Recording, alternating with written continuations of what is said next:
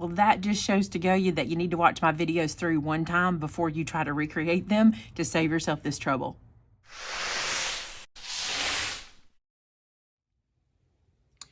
Hey guys, it's Maymay.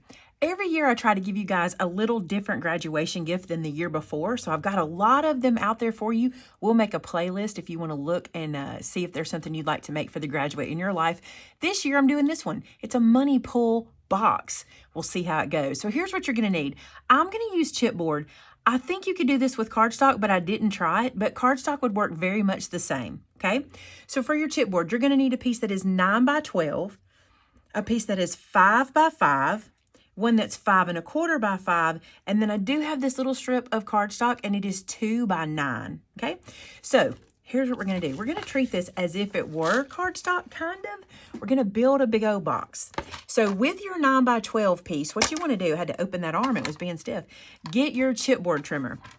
Now, if you're not familiar with it, what a chipboard trimmer is, stick around just a second and I'll tell you. Let me tell you your measurements. We're gonna first half cut this at 3 inches. Now, what does half cut mean? Half cut means I'm going to cut through one side, but I'm not going to flip it over and cut through the other side, okay? Then I'm going to go down to 6 and half cut it there as well. Now, my chipboard trimmer. This is just a trimmer that I use for chipboard only. And what I do is when my good trimmer, when the blade gets worn out, I change this one out with that one, and I keep using my blades until they are completely not even working on chipboard anymore. So I wanted to tell you what my chipboard trimmer is.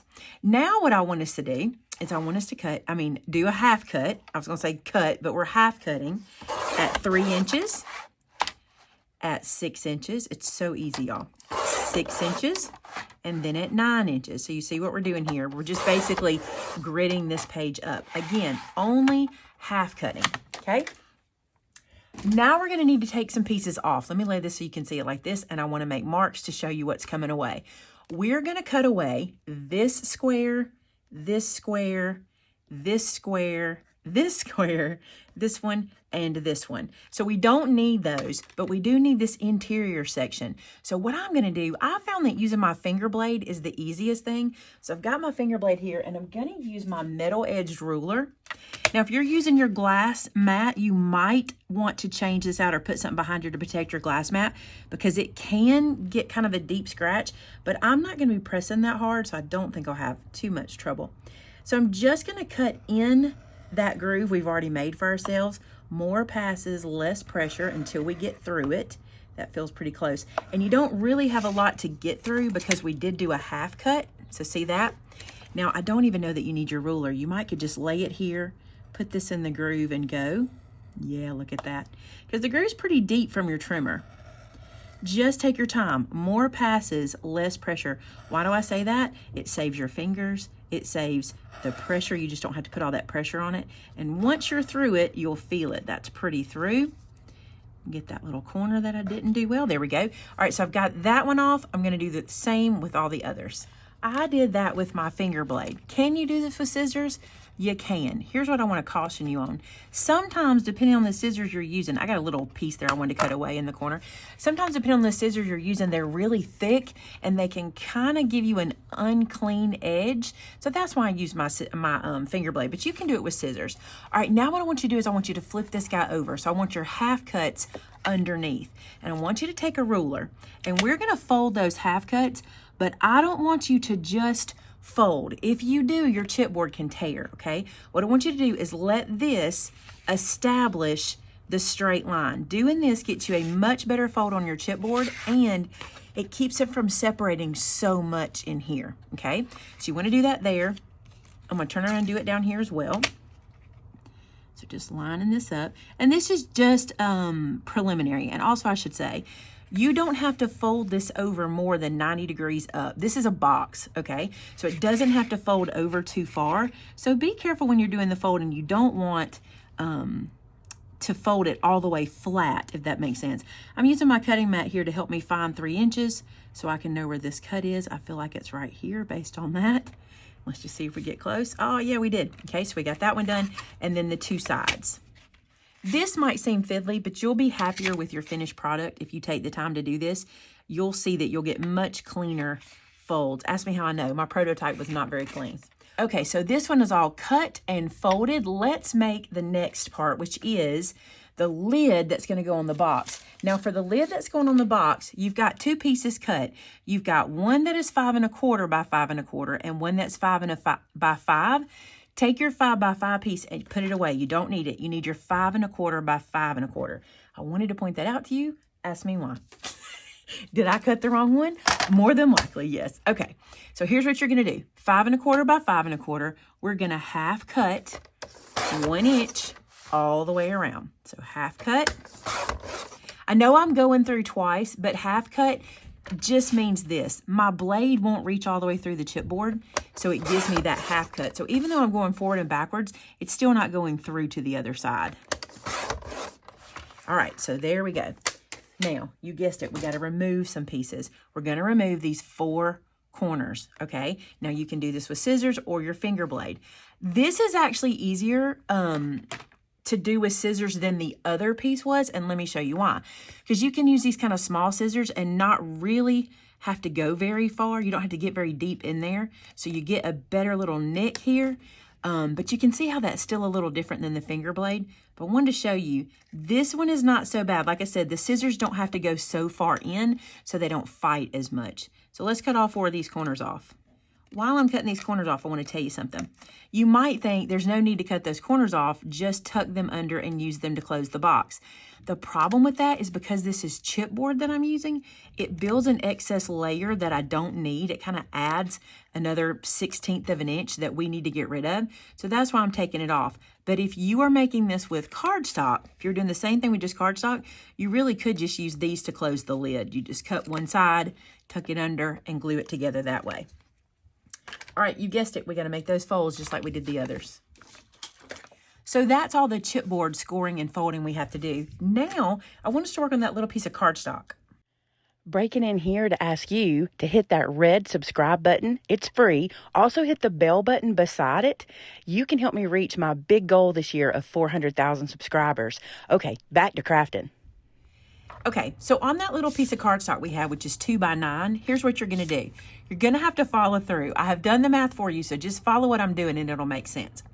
I want you to score this one at 1/2 inch all the way down, and then at 1.5 inch.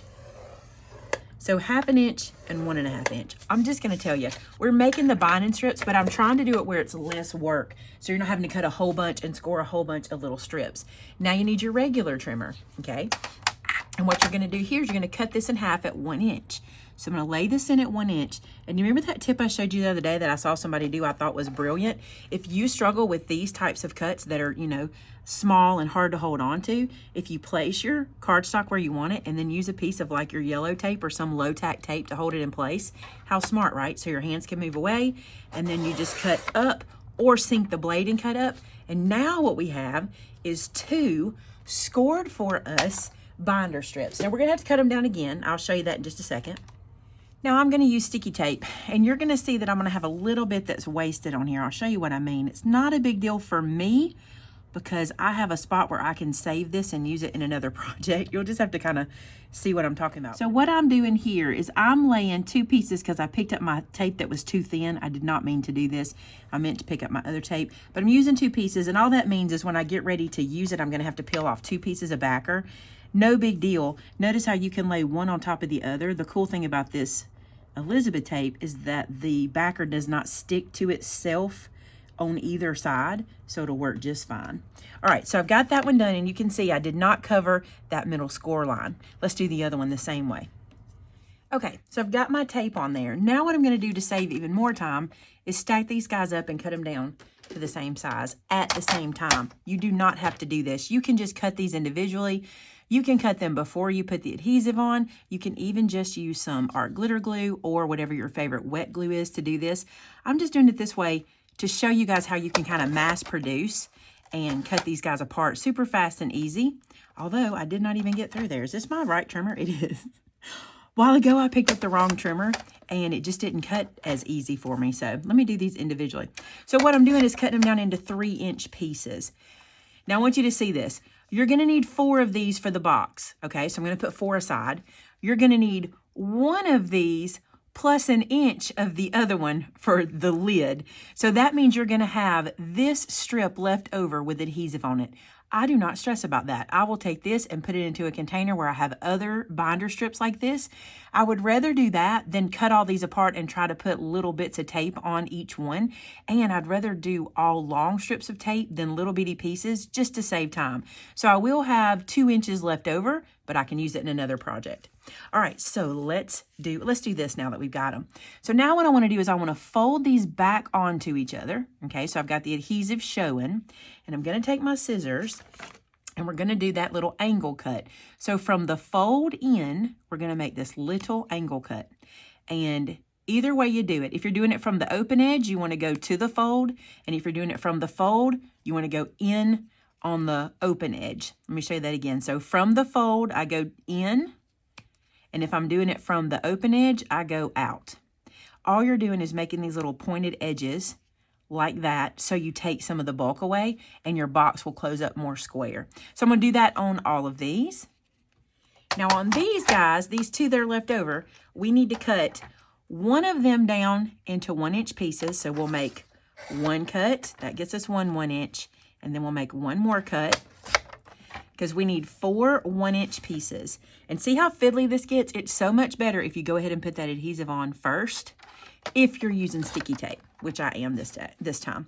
All right, so this is my leftover piece. I'll put it into my little container and we will use it when we need it. Okay, now let's put our box together. For ease, here's what I'm gonna do. I'm gonna add a binder strip here and a binder strip here. Now what you're like, well, what do you mean by ease? It's just easier for me to remember to put binder strips on these two pieces that stick out than try to remember over here, over here. I just think that's easier to remember. Now what I'm gonna do here is I'm gonna peel away one of my binder strips. Remember I have two, I mean, not binder strips, but adhesive covers. Remember I have 2 on here, so I gotta do one and then the other. And when I do that, they'll just go together and it will be perfectly fine, okay? Now with one exposed, folded in the center, I'm going to place this here. Now when you're using the sticky tape, I'm gonna put this where I can see it. You have to be a little more careful than you do with wet glue, because with wet glue, you got a little wiggle time. You don't have wiggle time with sticky tape, okay? So I'm gonna put that down, and what you wanna be sure of, as best as you can, is you get that flush to the edge. All right, so let's do another side. Notice how I'm leaving that side covered. We're not to that side yet, so we're just gonna do one side at a time. Now I'm gonna do the same thing on the opposite side of that same little arm of our box here. So again, trying to line this up flush. It's a little bit fiddly trying to do it. I want it to get it nice and flush. If it hangs over the top like this one kind of does, go ahead and take the time to nip that out of your way. It'll just get in the way later and be harder to get to. All right, do this over here. Okay, now what we're gonna do is reveal these sticky tapes and put this box together. So I'm gonna come right here and peel these back. Sometimes you get lucky and you can peel them at the same time, sometimes you can't. So I'm just gonna do that and then peel this one away. Now, I find it's easier to go ahead and do both at the same time. I don't love that, but it does work out better because it's just easier to go ahead and get one side done and not try to fight the other, even if we don't press them at the same time. Like, see, I'm just bringing this one up. Now, I want to bring this up, and I want to line these guys up just like this. I'm not overlapping them, I'm just meeting them, okay? The beauty of using sticky tape is you get adhesive all the way down, and it's much better for the box in the long run, because with a wet adhesive, sometimes you can't get the box to close really super tight like this one is, and this works really well. All right, we need to do this side over here. Now see why I'm telling you that I wouldn't do this one first? If you do this one first, you'll have a hard time getting the little pieces off, so just do them at the same time. Now we're gonna close it up. So I'm gonna tuck these inside, and I'm gonna bring this down, and first I'm just gonna line it up. Just line it up here, and then I'll reach under and get that caught. Then I'm gonna flip it over and do the same thing here, get that one caught. Then I'm gonna go inside and press. So just wanted to get it to hold there for a second. So that's what we have. Now, I messed up, so I'm gonna tell you this now. We should have made this cut before we did all this, and I just realized it. So listen, don't do this. When yours is still flat, make this cut I'm going to have to fidget with it, but you won't have to. So what I have here is a 3" by 1/4 inch piece of chipboard. And the reason I use chipboard is I want to trace this here onto this lid.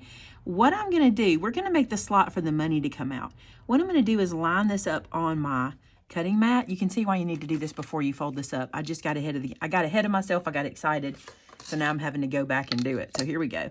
So you really don't have to line up on your cutting mat. Just take your ruler and make yourself an angled mark from corner to corner. See that? All right, now what I want you to do, take that piece of chipboard that you have and eyeball it on top of that. You do not have to be perfect.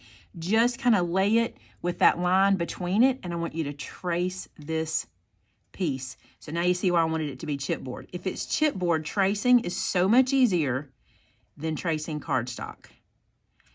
You could make this slot a little thinner if you wanted to. I didn't want to fidget with super thin. You could, because your beels that you're going to put in here to pull out can be, you know, can have a much thinner spot, but I just didn't want to fight with it. So I'm now going to cut this out. This is going to be hard for me, but I'm going to make it happen. But for you, I want you to do this before you get to this point. We'll have to put some kind of disclaimer or something to let everybody know that I messed up. So hopefully Tamitha put a little thing that says, don't fold this up yet. Or maybe we can put this, I don't know how we'll do it. We'll figure it out. I'm sorry that I made this mistake for you, but I did. All right, y'all like when I leave my mistakes in. I'll get by. I'll get through it. It's just not going to be as fun. All right, I'm going to cut this guy out. So I got that cut done. It wasn't the easiest, so do it before. Don't make my mistake. Now what we need to do is put the money inside. Now, why did I do the 3" cut? Because a bill fits through 3 inches perfectly. See that?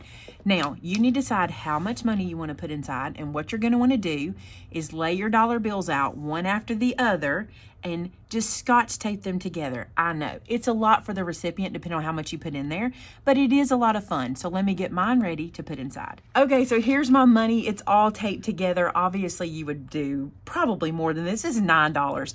You do what you're comfortable with. Anybody thinks this is fun to pull anything out. Don't do what I told them I was going to do to my son and put $1 in there. That would be a little disappointing. But now what we're going to do is roll this up, and it doesn't have to be super tight. And to be honest with you, I think the looser it is, the better your pull will be. So I'm just using my little Teflon scory tool thing. And the beauty of this is it's going in a pretty big box. So we don't have to be, like with the card I made, we had to be a little more specific. Actually, with the card, I want to say I didn't even recommend using dollars. I recommend using like bigger bills so you wouldn't have to put so much in there. But this would be cute with dollars because you could get a really good pull on it. All right, I'm going to roll this all up and show you what to do next. Oh, I just thought about this. Maybe I should tell you. I did not tape both sides. I only taped one side. I would hate to have to undo all that tape later. So only taped one side. Okay, here we go. This guy is now going to fit in here. And again, I don't really care what happens once it's in the box, like opening up. It does matter that you do this part right, though. I just did it wrong. You need to put this in at the same angle. So you see how mine goes like that? Put it in at that angle so that your bill will fit in there on the same angle. So now you've got your money in there. Now here's what I'm going to do to be safe, because I know me, okay?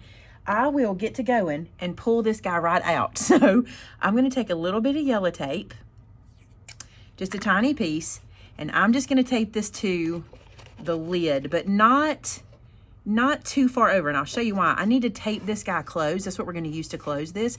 So I don't want to get too far, but I also don't want that to fall back through. And what am I going to tape it with? This fabric tape. This is the fabric tape from 49 and Market. I love, love, love this stuff. I'm just going to pull this out and do it. But look, here's what I'm going to do. I'm going to cut pieces of it, just 3 inches or roughly 3 inches, maybe even a little less. So here's a piece. And to close this guy up, I'm going to use the fabric tape. And the reason I am is because, like I said, if you want to use this again, this is a great way to be able to do it. And look how well this tape blends in and just looks so clean and so neat. Look at that, so clean and so neat. So I'm gonna do tape all the way around. This tape reminds me of like surgical tape, so it really kind of melds itself to the project. And don't worry about this tape, it's not going to show. All of this is going to get hidden, and you guessed it, it's going to get hidden in that lid we're fixing to assemble. We're going to use these little guys and do exactly what we did earlier. We're going to fold these in half and do those little miter cuts so we can take up some of the bulk. So on every one of these corners, I need to do this on 4 little pieces. Then I'm just going to place these just like I did the big guys. So these will just end up on the corners of our little piece here. And you can put one on every corner, or you can do just two on two sides. You'll see what I mean in a second. Like if you wanted to put one here and then put one here and then put one here, you could. I'm just going to put one here and here. And then I'm going to do the same on the opposite side. Now I'm just going to reveal the sticky on these little guys and close our lid up. Now, this is just the lid. We're going to add the top portion to look like the mortar board, but we're just going to get this part done here. And what I want to do is I want to close this up and try it out on the box first. In my prototype, it fit perfect. I just want to do a double check before I glue the other piece onto the top. So that's why I want to go ahead and do this now, and then we'll put that last little piece on in a second. And you can see here I'm doing the same close that we did earlier, just matching these guys up like so, getting that same close. Now we're going to have to make this cute, so we're going to need to make a tassel. So if you've gotten this far in the video, stick around because I'm going to show you how to make a little graduation tassel that you can customize for whoever you're giving it to. All right, so I've got my lid made, and this is what's going to stick to this dollar bill. I'm going to push it down in there for now because I want to try my lid. And it's pretty good. Now, I feel like my lid is a little loose, okay? I want it to fit a little tighter than this, so I want to show you a trick. Rather than trying to get the perfect measurements, it's really hard to do that. You know those little pieces that we cut off earlier? I was thinking about this, and I thought, you know, these would make really good spacers for this. If you'll just take these guys and add a little glue to them, you won't need all four of them, okay? I'm just going to take this and place it like in this corner, just as a little bulk in this corner, and then I'm going to put one in the opposite corner just to bulk it up. This is not necessary. I just don't want the lid to fall off and the money to fall out before I'm ready for the person to see it. So I'm going to put them in the opposite corners. The reason for this is it's really hard to get a perfectly measured lid for a box of any kind, this one or any other kind. So with those two little spacers in, now let me show you what that does. That just takes up some space, and it is much firmer now. It's not quite as loose. So I love that. So you can add those two back if you need it. If you don't, yours may end up tight enough when you put it together that you don't even need it. Okay. So this is the 5 by 5 inch piece, and this is going to be what makes the mortar board part. Okay. So I'm going to use my cutting mat here and my ruler. And because I want this to be pretty centered, here's what I'm going to do. I'm going to make a little mark, just a very faint pencil mark like so. I mean, so faint you guys might not can even see it. Do you see that little pencil mark? And I'm going to do it again on the other side. And I'm making it an inch in. Now, I'm not going to do it all the way around. I just need one good corner to help me line up. So really, I could just use that section right there. And what I'm going to do is glue my lid down to that. See, so I can know I'm in pretty much the center. You don't have to be that picky. You can. Also, if you don't love the way these corners look on your little box, if you feel like they look a little exposed, you can always go back and make some of those little binding strips to put on there, or you could use that fabric tape and cover the edges. That would be real pretty too.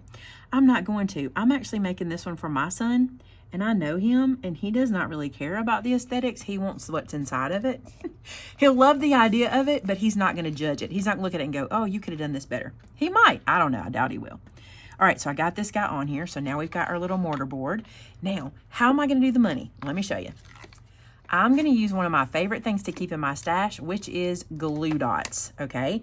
So I'm going to put some glue dots inside this hat, just like so.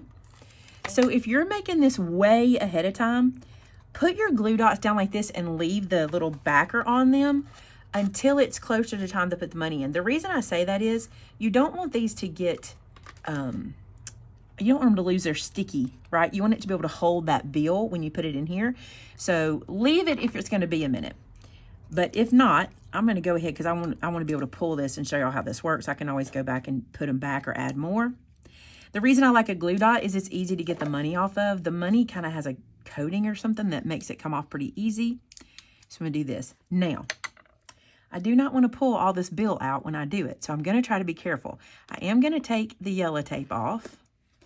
The good thing is if I lose it down into the box, it's not the end of the world. And the reason it's not is because I use tape to close it up. All right, now I'm gonna put it on this way. I'm gonna come in here. You're not gonna be able to see me do it, but I'm gonna take the bill and press it up into the glue dots without stretching it out of the box too awful much. Then I'm just gonna push it back down into the box like so and put the lid on it. We'll see it pull out in a few minutes, okay? But we gotta make this look cute, so we need a tassel. So let's talk tassel. Now I have this little bit of red left on my spool, and we're gonna use it to make the tassel. It may be more than I need, but I like kind of a full tassel, so we'll see how this goes. Now, I think you do better with these tassels by using a softer twine. Some of the twines that we have, you know, can be a little thick, or they almost feel starched, and they're a little bit much. But here's what we're going to do. So we're going to wrap this guy. Let me show you where what I'm trying to do. I don't want my tassel any taller than this. A little bit shorter is even better because I want it to hang off the side. I think that's kind of cute, you know how they do in real life. So I think that'll be cute. So I don't want my tassel too big. So just kind of measure. I'm going to use my 4 fingers. They're just about perfect, like this length right here. So that's what I'm going to use. Now I'm just going to start by holding it here on like my pinky and wrapping.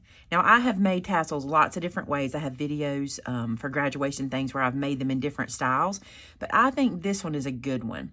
All right, so we've done this. This is our little loose end, and what I'm going to do is just take this off of my hand, and I'm just going to kind of look at it and see if this is about the size I want. I really think this is good because when I get that tied, it'll look really cute. So what I'm going to do, cut this end off, okay? And before I cut these loops, I'm going to go ahead and do some work at the top. So I've got this guy up here. So I need to tie this off at the top so I don't lose everything. So I just basically have this loop of twine. I'm just trying to get it all neat. So I'm going to take this guy through and I'm just going to tie a knot at the top. Not anything fancy. I'm going to come back and put the hanger on in just a second. The reason I'm doing this is because I don't have a lot of twine. You know, this is what I've got left of this, so I don't want to waste any of it. So I'm just going to do this for now just to hold this in place, and then we'll figure out what we need for the top. Normally, I would make this all one piece, but I'm not going to because, like I said, I don't have a whole lot of twine. All right, so that gets me started there. Now then, what I'm going to do is come down whatever far, like that far, not extremely far. And I'm just going to take some of this and I'm going to start to twist it. You could tie it. We might better tie it. Let's do it. Can you tell I haven't made one like this in a while? It's been a while. It's been a minute since I've made a graduation tassel. And y'all know what? Except for college, this is my last baby graduating from graduating from high school. He will graduate next month. I have no more babies in high school, no more babies in, it's wild. It is wild how much everyone is growing up, right? All right, so I'm gonna do that. So that gets me started. Now underneath there, so I've just got it tied, I'm just gonna wrap this around a few times. You could use a coordinating color. You don't have to use the same color like I did here, but I'm just using the same color because I think it'll be fine. Now what I'm going to do you still have this loose piece here? We're going to use it to our advantage. We're going to tie this into a knot, and that will stop our little wraparound. And there are lots of tutorials out there on making tassels, and if you want one that looks more realistic than this, I totally get it. Just check that out on YouTube. Plus, I've made some before where I even made like a little tassel making template kind of thing. So if you want to do that, you can. All right, so there is that.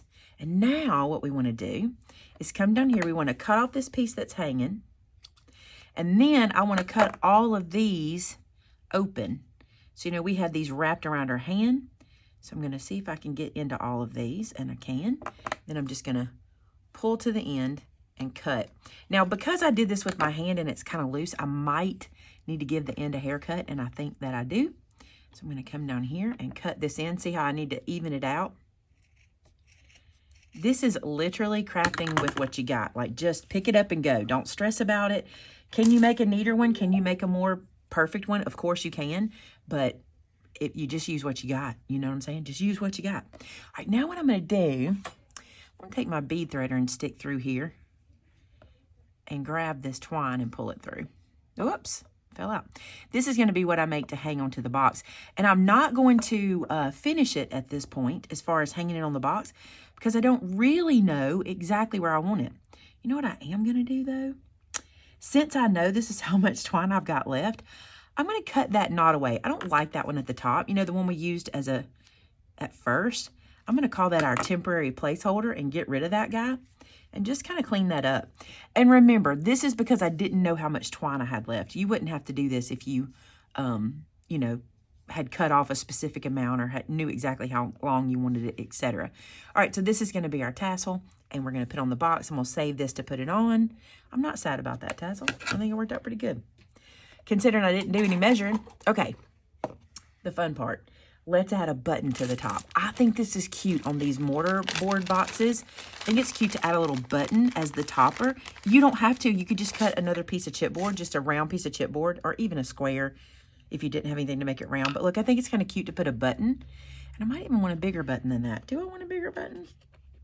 Maybe a little bit. Let's see. Let's try this size. Yeah, I like the bigger one. Yep, the bigger one is better. Bigger one is better. Okay, let me get a pop dot. Did you guys just hear me say pop dot? When's the last time you heard that? Tell me in the comments below. It's a foam square. I think I'm going to turn this up too. See how I have a design side and then a smooth side? I think I'm going to let that little design side be the one that shows. I really should be using a black foam square here, but I don't have any handy, so I'm just going to go with this one. And I'm going to try to center it. I'm not going to stress too much about that. I think it will be fine. We're going to get it close. I'm going to drop it like this and kind of look. Okay, it needs to come this way. I'm using my camera to help me there. That's pretty good. So I'm going to put that down there. And now this guy, I'm just going to tie so that it hangs. Look how cute, you guys. Look how cute. I'm just going to tie it so that it hangs right there. So I'm going to come up here and make a little knot. And actually, because I want it to hang in that specific spot, I'm going to put it here before I tighten it. So as I tighten it, I can know I'm in the right place there. Perfect. All right, now I can take it off and really pull that. All right, I'm going to cut this loose, hang this on, and that is our money pull box. You could, you know, twist this. I don't even think you need to. Also, when the person gets it, they can take the little tassel off and use it somewhere else. You can glue it in place if you want. I'm not going to stress about that. I think this is super cute and ready to go. All right, so let me show you how our tassel looks. So cute hanging down the side, isn't it? And you could clean this up even more if you wanted to with like fabric tape and hide all these edges. You do you guys. I just wanted to show you the mechanism. Here we go. Let's see how it works. Check it out. It pulls the money out. Isn't that cute? All of that cash comes out as much as you want to put in, or that will fit. Isn't that great? I love that. Now, here's the thing about this. When you give this to the recipient, what you say is, when you're done with the money, you can untape this, open this up, and it becomes a trinket box. Cute, right? I think it's cute. I think that worked out really well, especially considering I just kind of sat at my desk and kind of put that together. Even the tassel, just kind of put that together. I think this could be a last-minute gift, right? All right, guys, thanks so much for being a part of this video. Let me know if you're going to make a mortar board cash pull box for somebody. Also, tell me if you think it'd be mean if I put only $1 in here for Joe. Vinny's in the room, so we're laughing about it. I told him I might just put $1 and Joe will pull it and just be like, oh, that was not fun. I think that'd be a funny joke.